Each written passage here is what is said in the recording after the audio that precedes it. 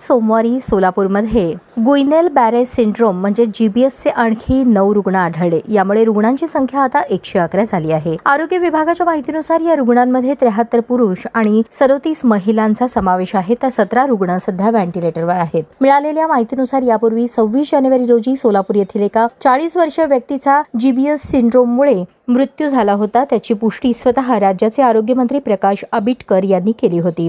त्यानंतर मंगळवारी सोलापूरचे जिल्हाधिकारी कुमार आशीर्वाद यांनी पत्रकार परिषद घेऊन जीबीएस सिंड्रोम या आजारावर करण्यात आलेल्या उपाययोजनांबाबत जिल्हा प्रशासन सज्ज असून जनतेने घाबरून न जाता शासकीय रुग्णालयाशी संपर्क साधण्याचे आवाहन करताना जिल्हाधिकारी कुमार आशीर्वाद काय म्हणाले ते पहा। जीबीएस आजारचे 5 पेशंट आहेत, ज्यापैकी 4 संशयित आहेत आणि 1चा मृत्यू झालाय।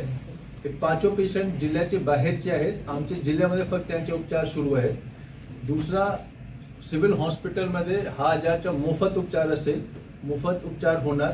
आमच्याकडे निधी पुरेसा उपलब्ध आहे, कुठल्या प्रकारची काळजी घेण्याची आवश्यकता नाही आहे। जसं आम्ही सांगितलं की सर्व प्रकारची जी काळजी आहे ते आपण आवर्जून घ्यावे, पाणी उकळून प्यावे, अन्न चांगले शिजवून घ्यावे आणि स्वच्छता ठेवावी।